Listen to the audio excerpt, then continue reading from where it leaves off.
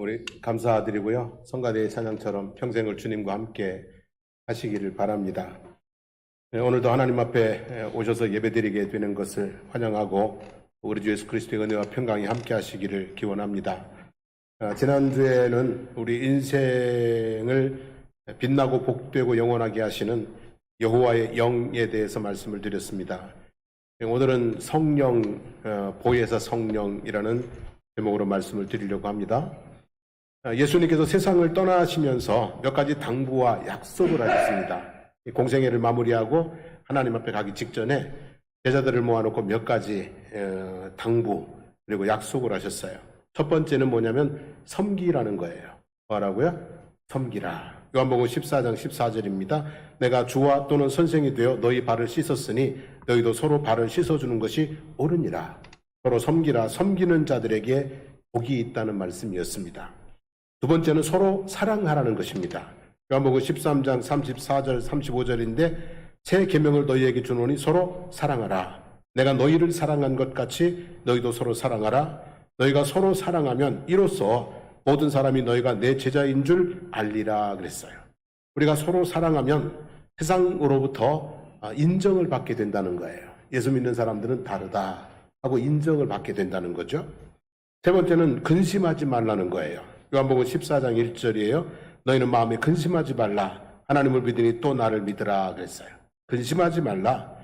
내가 거처를 마련하면 다시 와서 너희를 데리고 갈 것이니까 근심하지 마라. 걱정하지 마라. 이런 말씀이에요. 네 번째는 내 이름으로 구하라. 지금까지는 요한복음 14장 14절입니다. 내 이름으로 무엇인지 구하면 내가 행하리라 그랬어요. 예수님의 이름으로 기도하면 예수님께서 응답하시겠다는 말씀이고, 다섯 번째는 성령을 보내주시겠다는 거예요. 오늘 우리가 읽은 말씀이에요. 내가 아버지께 구하겠으니 그가 또 다른 보혜사를 너희에게 주사 영원토록 너희와 함께 있게 하리니 그랬어요. 나는 떠나가지만 다른 보혜사, 다시 말하면 성령이 오셔서 너희와 영원히 함께 있게 하겠다 그랬어요. 예수님은 몇 년을 함께 있었어요? 3년 반. 근데 이제 성령이 오시면 너희와 영원히 함께 있겠다 이렇게 약속을 하셨어요. 이런 예수님의 당부와 약속에는 그리스도인의 삶의 정체성이 담겨 있어요. 예수 믿는 사람은 섬기는 사람입니다. 우리는 서로 사랑하고 살아야 됩니다. 우리는 근심하지 않습니다. 예수님의 이름으로 기도합니다. 그리고 늘 성령의 감동을 따라 살아갑니다.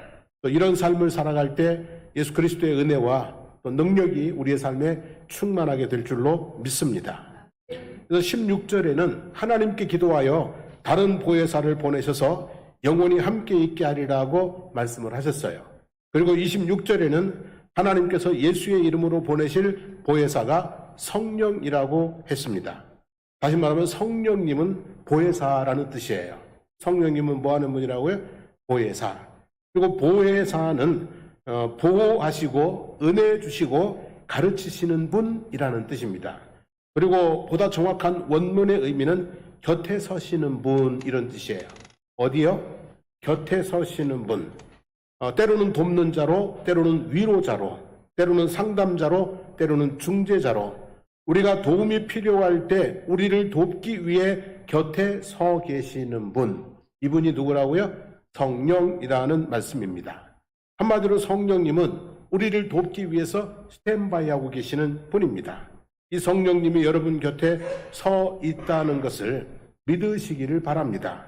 그리고 언제든지 필요할 때 홀로 힘들어하거나 근심하거나 고민하지 마시고 성령님 도와주세요. 성령님의 도우심을 구하고 또 받고 살아갈 수 있기를 바랍니다. 그런데 이제 다른 보혜사를 그랬잖아요. 보혜사는 돕는 자인데 다른 보혜사 그랬어요. 이 말은 보혜사가 하나는 아니라는 거예요. 다른 보혜사가 있다라는 얘기가 되겠죠. 성령님 말고도 우리를 돕기 위해 대기하고 있는 보혜사들이 많이 있다는 말씀입니다. 사실요, 우리를 돕기 위해 대기하고 있는 사람들이 많이 있습니다. 위급한 상황을 위해서 119가 항시 대기하고 있습니다. 위험한 상황들을 위해서 경찰들이 항시 대기하고 있습니다. 아픈 사람들을 위해서 의사들이, 필요를 공급하기 위해서 마트의 상인들이 늘 뭐하고 있습니까, 여러분? 대기를 하고 있잖아요. 그러니까 결국 보면 우리 삶에는요, 우리를 돕기 위해서 대기하고 있는 돕는 손길들이 얼마나 많은지 모릅니다. 사람은요, 돕는 손길이 없이는 살 수가 없습니다. 우리는 거대한 도움의 체인 속에 살고 있습니다. 그렇기 때문에 더 편안하고 풍성한 삶을 살 수가 있는 것이죠. 한번 생각을 해보십시오. 무인도에 던져졌다고 생각해 보세요. 내가 무인도에 던져졌다. 내 힘으로만 살아야 된다. 그러면 먹고 사는 것도 쉬울까요? 어려울까요? 어렵습니다, 여러분. 아무리 일을 해도, 아무리 노력해도 무인도에 홀로 던져지면 거기서 마실 물 구하는 것도, 먹을 음식 구하는 것도, 머물 집을 만드는 것도, 옷을 만드는 것도 너무너무 힘들어서 살기가 힘든 것입니다. 그냥 고생은 죽어라고 하고 사는 것은 최악이 될 수밖에 없는 것이죠. 근데 우리가 이 사회 속에서 이 거대한 도움의 체인 속에서 살아가니까 그냥 내 일만 하면 나머지는 다 어떻게 되는 거예요? 다 공급이 되는 거예요.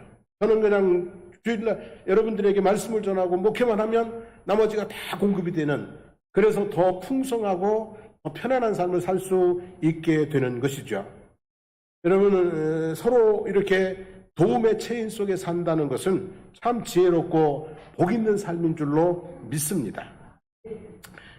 제가 중학생 때 일입니다. 방학이 되면 외삼촌 댁에 한 번씩 서울에 놀러를 가는데요.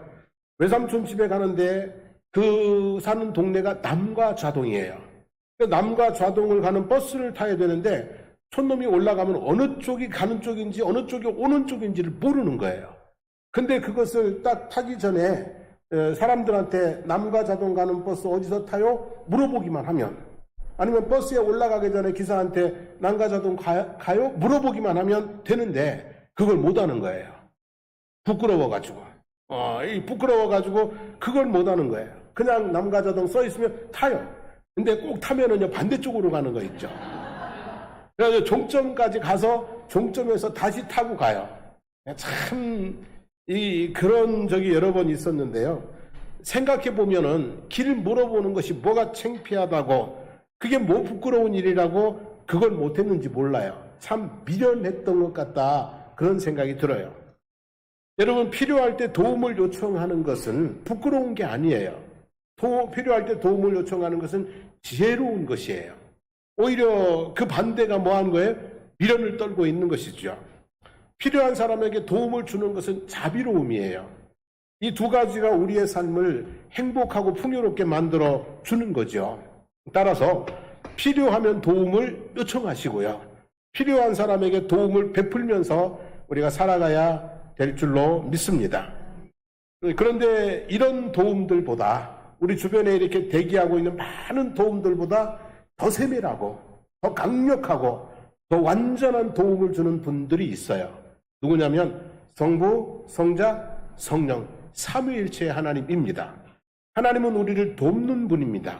하나님은 우리를 뭐 하시는 분이라고요? 돕는 분입니다.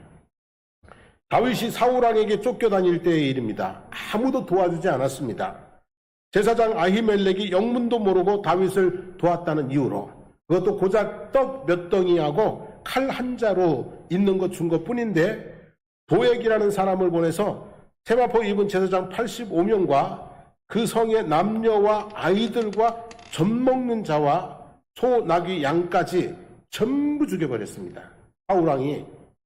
이 아히멜렉이 다윗을 조금 도와줬는데 그것도 이유도 모르고 도와준 거예요. 상황도 모르고. 근데 그 성을 완전히 어떻게 했어요? 젖 먹는 아이까지, 짐승까지 싹 다 죽여버렸어요. 그러니까 이런 거를 뭐라고 그래요? 시범 케이스라고 그러는 거예요. 예? 이걸 시범 케이스라는 거예요. 이제 다윗을 도와주면 어떻게 된다? 그냥 죽는다 정도가 아니라 그냥 성을 완전히 뭐예요? 다 그냥 진멸시켜버린다. 이런 시범 케이스인 거예요. 그러니까 다윗을 아무도 도와주지 못하는 거예요. 다윗이 위험한 상황에서 도와줘도 도움을 받고도 다윗을 배신할 수밖에 없는 그런 상황이 되는 거예요. 그러니까 다윗이 이 이스라엘 땅에서 숨을 곳이 없는 상황이 되어버리는 거죠. 그래서 블레셋 땅으로 도망을 갔다가 정체가 드러나가지고 미친 척해서 간신히 도망 나왔어요. 그래가지고 이제 아둘람 골에 숨어 있는데, 400명 가량의 사람들이 다윗을 찾아왔어요. 수하에 있던 군인들이 아니었어요. 다시 말하면 도움이 되는 사람들이 아니라는 거예요.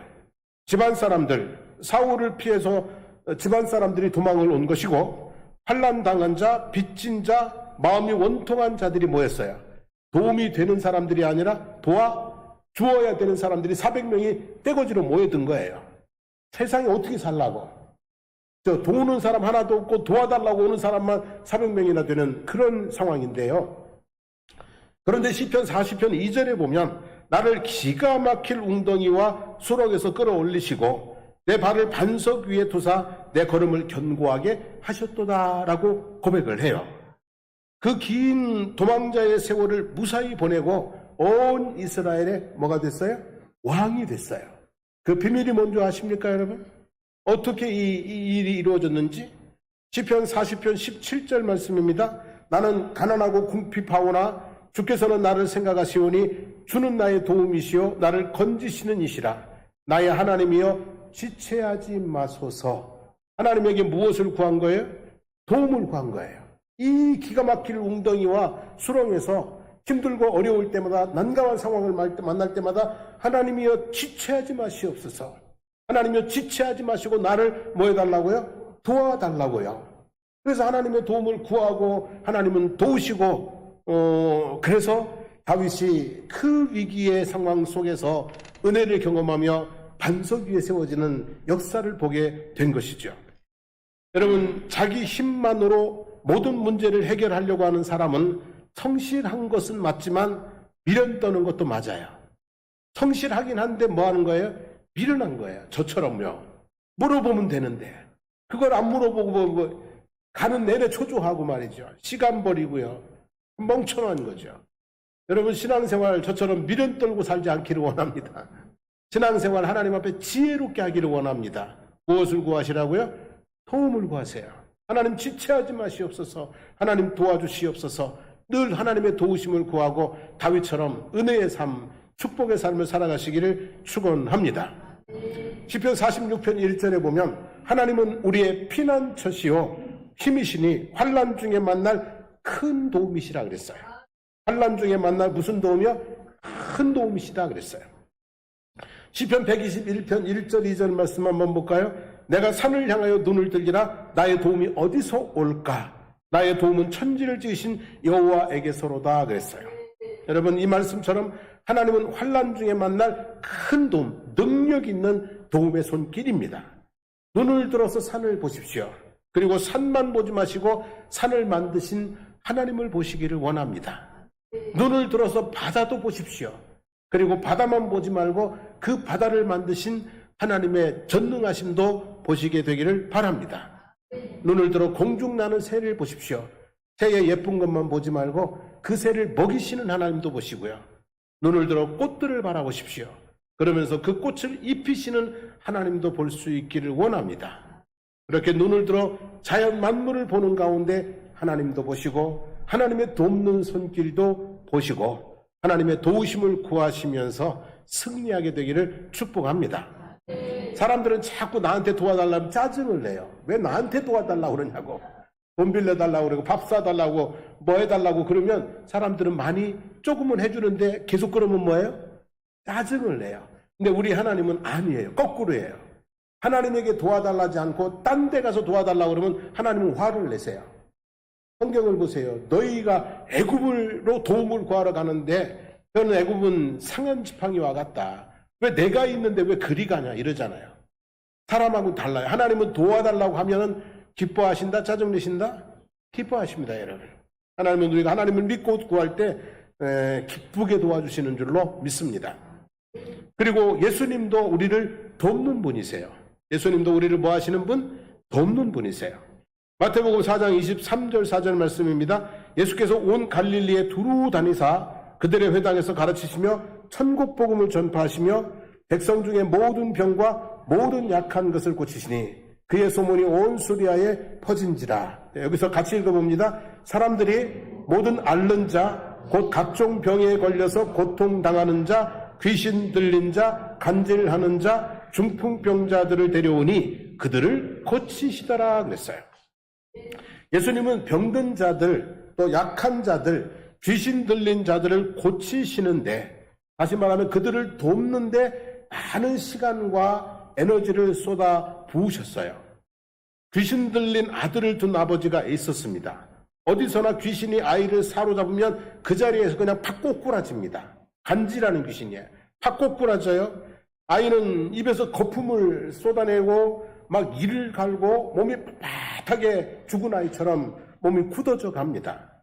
귀신이 그 아이를 죽이려고 물속에도 여러 번 던졌고 물속에도 여러 번 던졌어요. 이 아버지가 이 아이를 위해서 무엇인들 안 해보았겠습니까, 여러분? 그죠? 무엇인들 안 해봤겠습니까? 근데 아무도 이 아이를 도와줄 수가 없었어요. 근데 이 아이를 데리고 예수님 앞에 왔을 때 예수님께서 이 아이를 명하여서 뭐 했어요? 귀신을 쫓아내주고 온전하게 하신 것을 볼 수가 있습니다. 그때 예수님이 이런 말씀하셨어요. 할 수 있거든요. 무슨 말이냐? 믿는 자에게 능치 못함이 없는지라 그랬어요. 그랬더니 이 아버지가 내 믿음 없는 것을 도와주세요. 그러면서 이 아이를 치료해 주셨다는 말씀이죠. 예수님은 우리를 악한 영들과 죄와 저주와 사망에서 자유할 수 있도록 도우시는 분인 줄로 믿습니다. 그래서 여러분, 이 악한 영들, 귀신의 세력들, 거기서 우리를 예수님께서 우리를 꺼내주시고 자유롭게 해주시는 분이라고 봅니다. 예루살렘 양의 문 곁에 베데스라는 연못 주변에 많은 환자들이 누워 있습니다. 천사가 가끔, 자주도 아니고 가끔 못에 내려와서 물이 동할 때 먼저 들어가는 사람이 무슨 병에 걸렸던 게 낫는다는 전설이 있었기 때문입니다. 거기 38년 된 병자가 있었습니다. 도와주는 사람이 없었고 도와줄 수 있는 사람도 없었습니다. 천사가 내려오는 것도 도움이 되지 않았습니다. 이 38년 된 병자를 자유하게 하신 분, 그를 도와주신 분은 누구였습니까, 여러분? 예수님이었습니다. 예수님께서 내가 낫고자 하느냐? 내 자리를 들고 일어나 가라! 해서 그 38년 된 병에서 놓여서 자유함을 얻게 되었던 것을 볼 수가 있습니다. 예수님은 우리의 몸의 회복을 도우시는 분인 줄로 믿습니다. 우리의 몸도 예수님께서 치유하시고 회복해 주실 줄로 믿습니다. 그리고 빌립보서 4장 6절 7절에 이런 말씀이 있어요. 아무것도 염려하지 말고 다만 모든 일에 기도와 간구로 너희 구할 것을 감사함으로 하나님께 아뢰라. 그리하면 모든 지각에 뛰어난 하나님의 평강이 그리스도 예수 안에서 너희 마음과 생각을 지키시리라 그랬어요. 이 얘기는 예수님께서는 우리 마음과 생각도 도와주신다는 얘기예요. 우리 마음 먹을 것을 먹을 수 있도록, 생각이 생각할 것을 할 수 있도록 도와주시는 줄로 믿습니다. 사람들의 문제들 중 많은 부분은요, 현실보다는 마음이에요. 사람들은 현실이 문제라고 생각하는데 아니에요. 사실은 뭐가 문제예요? 마음이 문제인 경우가 훨씬 더 많이 있어요. 사람이 부부 생활하면서 당신이 문제야 그러는데 당신이 문제인 경우보다 내 마음이 문제인 경우가 더 많이 있어요. 그런 경우 많잖아요. 그죠? 사람의 문제 중에 많은 부분은 뭐의 문제라고요? 마음의 문제예요. 마음과 생각의 문제인데, 그래서 잠언 4장 23절에 보면 무릇 지킬 만한 것보다 더욱 내 마음을 지켜라. 생명의 근원이 마음에서 난다 그랬어요.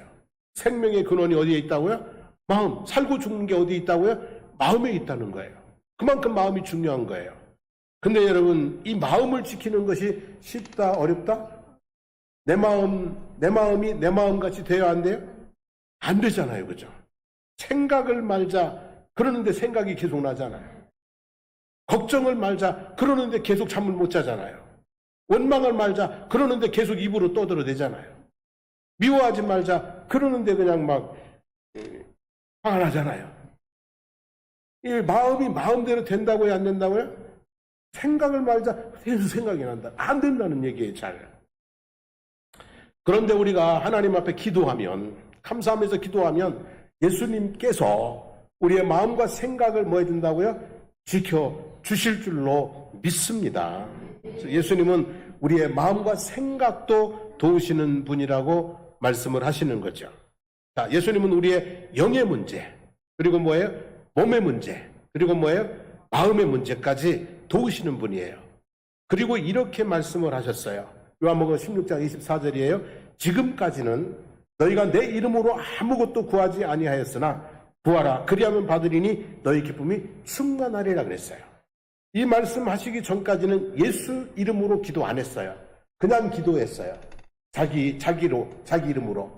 근데 이 말씀이 주어지고 난 후부터는 우리가 누구의 이름으로 기도해요?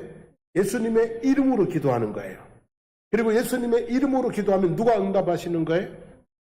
이제 하나님이 응답하시고 예수님께서도 응답하시는 거예요. 여러분, 우리가 예수 그리스도의 이름으로 기도하시면서 예수님의 도우심을 늘 받고 살게 되기를 축복합니다. 근데 예수님 당시의 사람들은 예수님을 찾아가서 도와달라고 그랬어요. 귀신 들렸거나 몸이 아프거나 그러면 장님이거나 그러면 주님 앞에 달려가 가지고 주여 나를 불쌍히 여기소서, 주여 나를 도와주소서 그랬어요. 예수님이 육신으로 계시기 때문에. 근데 예수님께서 부활하시고 승천하시고 하나님의 보좌 위에 계시잖아요. 이제 우리는 무엇으로 예수님의 도우심을 구한다고요? 예수님의 이름으로. 예수님의 이름으로 기도합니다. 이게 뭐예요? 예수님의 도우심을 구하는 방법인 것이죠. 아무쪼록 우리가 무엇이든지 예수님의 이름으로 기도하기를 원합니다. 기도하는 것은 내 권리고 응답하시는 것은 주님의 의무입니다. 응답하시는 것은 주님의 뜻인데 그래도 우리는 일단 뭐 한다고요? 하나님 앞에 늘 기도하면서 주님의 이름으로 기도하면서 나가기를 바랍니다. 그리고 이제 성령님도 우리를 뭐 하시는 분이라고요? 도우시는 분이에요. 성령님도 도우시는 분이에요. 오늘 읽은 말씀 17절에 보면 성령님은 진리의 영이라 그랬어요. 이 말은 성령님이 진리라는 말씀이기도 하고 성령님은 우리를 진리 가운데로 인도하신다는 말씀이기도 해요. 성령님 자체가 뭐예요? 진리예요. 그러면서 성령님은 우리를 어디로 인도하신다? 진리로 인도하신다는 거예요. 그럼 진리가 뭐냐? 시편 119편 142절 말씀 읽어봅니다. 주의 의는 영원한 의요 주의 율법은 진리로소이다. 주의 율법 곧 뭐예요? 하나님의 말씀이죠. 그죠? 하나님의 말씀이 진리라는 거예요. 또 요한복음 6장 14장 6절이죠. 예수께서 이르시되 내가 곧 길이요 진리요 생명이니 나로 말미암지 않고는 아버지께로 올 자가 없느니라 그랬어요. 그러니까 성령님은 우리를 누구에게로 인도하는 거예요? 예수님에게로 인도하는 거예요. 그래서 고린도전서 12장 3절에 보면 성령으로 아니하고는 누구든지 예수를 주시라고 할 수 없느니라 그랬어요. 성령님은 우리를 진리이신 예수님께로 인도해요. 그리고 성령님은 진리인 말씀 가운데로 우리를 인도해요. 그래서 오늘 읽은 26절에 보면 성령께서 내가 너희에게 가르친 것을 말한 것을 뭐 한다고요? 생각나게 해주신다 그랬어요. 예수님의 말씀을 뭐 하는 거예요? 생각나게 해주신다. 말씀 가운데로 인도하신다는 이야기가 되겠죠. 그래서 우리가 성령님은 예수님을 믿고 하나님의 자녀가 되어 진리의 말씀을 따라 살 수 있도록 우리의 신앙생활을 잘할 수 있도록 도와주시는 분인 줄로 믿습니다. 특별히 성령님은 생각나게 해주시는 은혜가 있어요. 제가 설교 준비를 하면 생각이 나야 될 거 아니에요. 안 그래요, 여러분? 설교 준비를 하면 성경 말씀이든 내가 옛날에 읽었던 책의 내용이든 뭐든지 생각이 툭툭 떠올라야 될 거 아니에요. 단어 하나, 문장 표현 하나 뭐가 떠올라야 돼요? 생각이 떠올라야 찾아보기도 하고 준비도 하고 그러는 거거든요. 그래서 성령님께서 이 생각을 이렇게 만지시면서 할 수 있는 일들, 해야 될 일들을 은혜 안에서, 말씀 안에서 세워주시는 분인 줄로 믿습니다.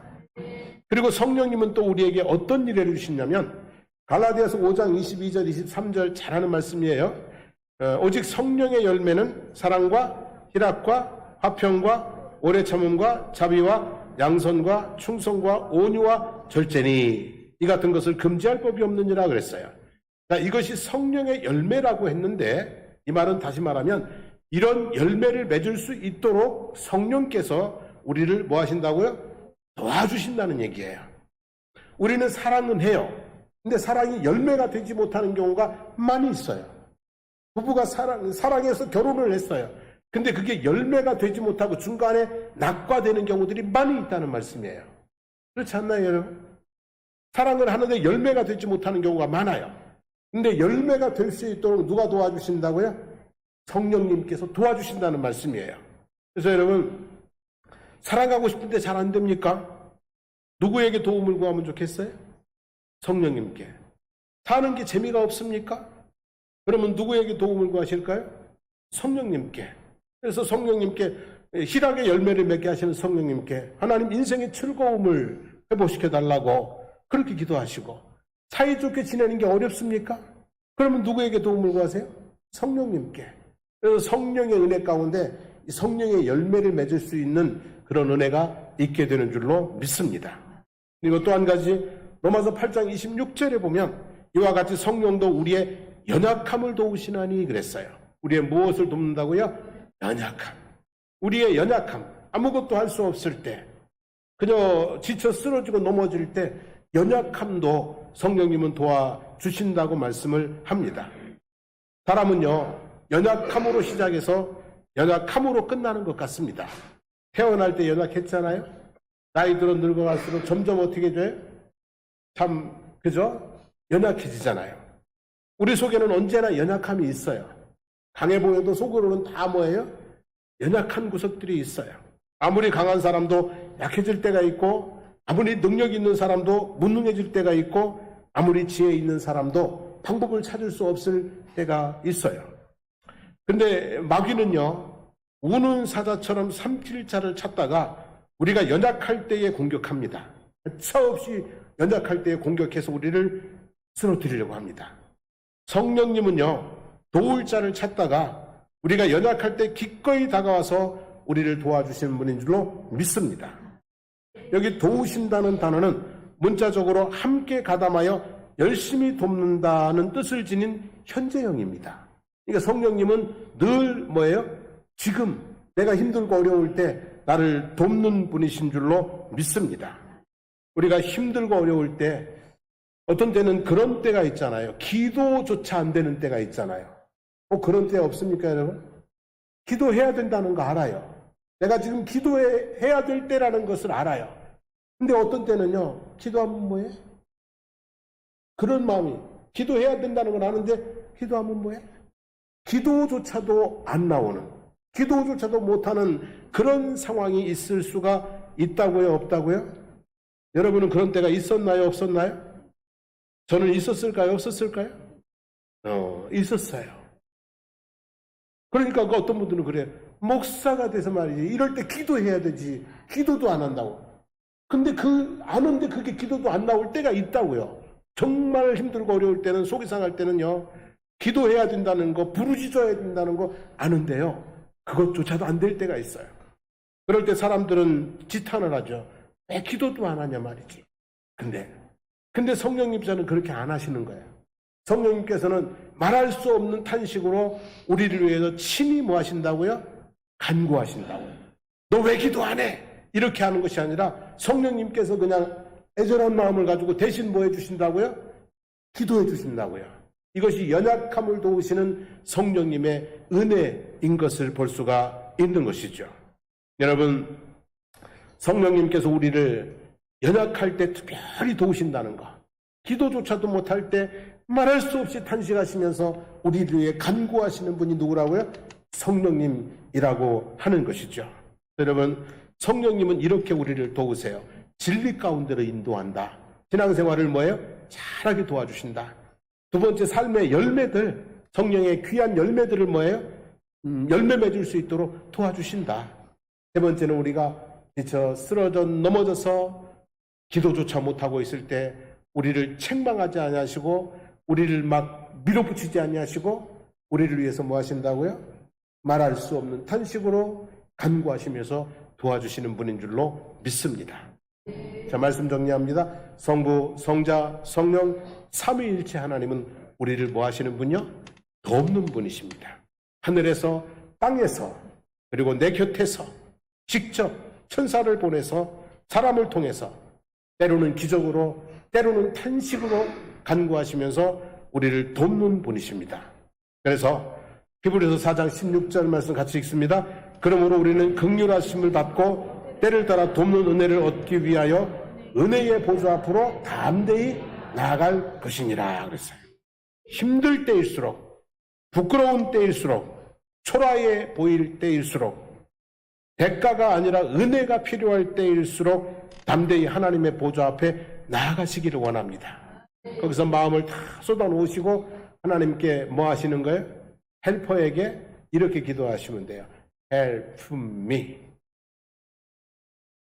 지체하지 마시고 나를 뭐 하시고? 봐주세요. 그렇게 하나님 앞에 기도하며 나아가시면 하나님의 돕는 손길이 여러 가지 방법으로 우리에게 작동하게 될 줄로 믿습니다. 늘 은밀하게 보시는 하나님께서 큰 은혜를 베풀어 주실 줄로 믿습니다. 우리 함께 찬송하고 기도하겠습니다.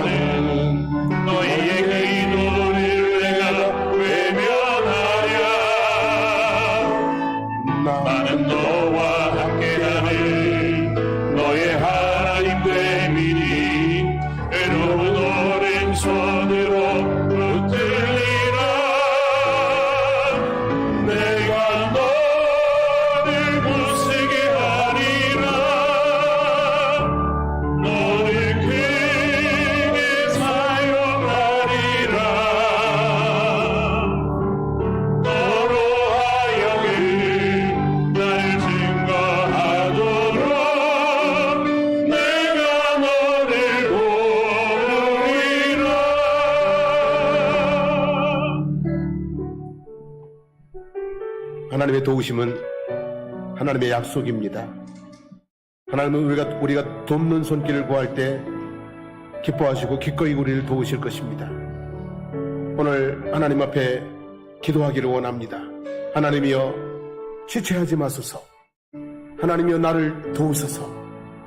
하나님이여 지체하지 마소서. 내 사랑하는 아내를, 남편을, 자녀를 부모를 도와주시옵소서. 하나님의 도우심을 구하는 기도를 드리기를 원합니다.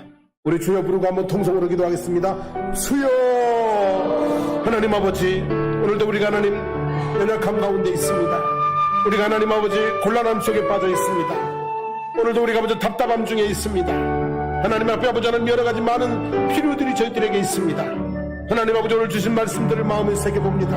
하나님께서 우리의 돕는 자 되시고 예수 그리스도께서도 우리에게 돕는 자 되시고 성령께서도 우리의 돕는 자 되시는데 우리가 하나님 아버지 근심하며 있지 않게 하소서. 우리가 절망하며 있지 않게 하소서. 우리가 포기하고 주저앉지 않게 도와주시기를 원하나이다. 우리가 하나님을 향해서 하나님을 지체하지 마소서. 나를 도와주시옵소서. 늘 기도하면서 하나님 아버지 하나님의 돕는 손길 가운데 인도함을 받고 아버지 치유함을 받고 회복함을 받고 아버지 하나님의 주님 아버지는 이내 복을 누리고 살아가는 그런 모습이 될 수 있도록 하나님 인도해 주시기를 주님 간절히 기도드립니다. 하나님 오늘 여기 머리 숙여서 하나님 앞에 간절히 기도하는 성도들을 도와주시옵소서. 지체하지 마시고 하나님 도와주시기를 원합니다. 육신의 질병 가운데서 삶의 문제들 가운데서 하나님 아버지 마음의 근심과 걱정 가운데서 하나님 아버지 건져주시기를 주님 간절히 간구드리옵나이다. 하나님 아버지 부족한 종을 도와주시옵소서. 하나님 아버지 목회 길 가운데 하나님 아버지 주님께서 함께 하심으로 말미암아 하나님의 은혜로 말미암아 하나님의 권능으로 말미암아 세워지는 아버지 성령의 역사가 교회 가운데 충만할 수 있도록 하나님 인도해 주시기를 원합니다.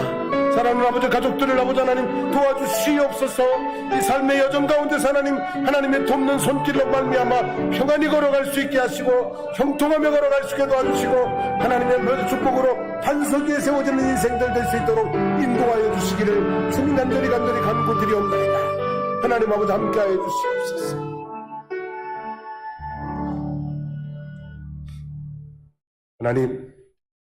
하나님 앞에 부끄러움은 없습니다. 하나님 앞에 우리는 하나님의 자녀로서 하나님 담대히 도움을 구할 수 있기를 원합니다. 이제 여기 모인 성도님들 하나님 앞에 늘 도움을 구하면서 주의 도우심을 힘입으며 살아갈 수 있도록 도와주시기를 원합니다. 하나님 지체하지 마시옵소서. 저희들의 마음을 치유하여 주옵소서. 저희들의 몸을 치유하여 주십시오. 저희들의 관계를 회복시켜 주십시오. 저희들의 아버지 하나님 삶의 문제들을 해결하여 주시기를 원합니다. 근심되는 문제들, 원망하는 문제들, 하나님이 모든 것들 가운데 주님의 손길이 의로운 손길이 함께 하셔서 하나님 우리를 도우셔서 우리로 아버지 온전히 회복된 은혜의 삶을 살아갈 수 있도록 축복하여 주시기를 간절히 간구드리옵나이다. 이제 우리가 힘들고 어려울 때마다 하나님 지체하지 마시옵소서. 나를 도우소서. 기도하며 나가게 하시고 하나님의 돕는 손길로 말미암아 하나님 늘 하나님의 위대한 역사를 증거하며 살아갈 수 있는 간증의 삶이 저희들의 삶이 될 수 있도록 은혜를 베풀어 주시기를 간절히 간구드리옵나이다. 오늘 주님 앞에 기도한 모든 제목들 들으시옵소서. 그래서 하나님 그 속에 하나님의 도움을 더하셔서 주의 은혜로 일어서고 회복되고 승리하도록 축복하여 주실 줄로 믿습니다. 오늘도 주님의 이름으로 선포합니다. 우리 주 예수 그리스도의 이름으로 선포하노니 몸속에 있는 모든 질병과 고통들은 떠나갈지어다. 마음을 짓누르고 있는 무거운 죄의 짐들, 염려, 근심, 두려움, 우울함들 떠나갈지어다. 삶을 혼란스럽게 하는 이 거짓된 영들과 그리고 이 저주의 세력들도 떠나갈지어다. 오직 주님의 은혜 가운데 영혼이 잘되고 범사가 잘되고 강건한 복을 누리고 살아갈 수 있도록 축복하여 주시옵소서. 이제는 우리 주 예수 그리스도의 하나님 은혜와 하나님 우리 아버지의 영원 무궁하신 사랑하심과 성령님의 감화 감동 충만 교통케 하시는 역사가 오늘 주님의 돕는 손길을 확실하게 믿고 일마다 때마다 주의 도우심을 힘입어 형통하는 승리의 삶을 살기를 마음에 간절히 소원하는 성도들 머리머리 위에 삶의 모든 걸음들 가운데 그들의 가정과 가족들 하는 모든 일들 가운데 우리 사랑하는 장성복교회와 거제 지역과 나라와 민족 위에 이제부터 영원토록 함께 하시기를 간절히 축원하옵나이다. 아멘.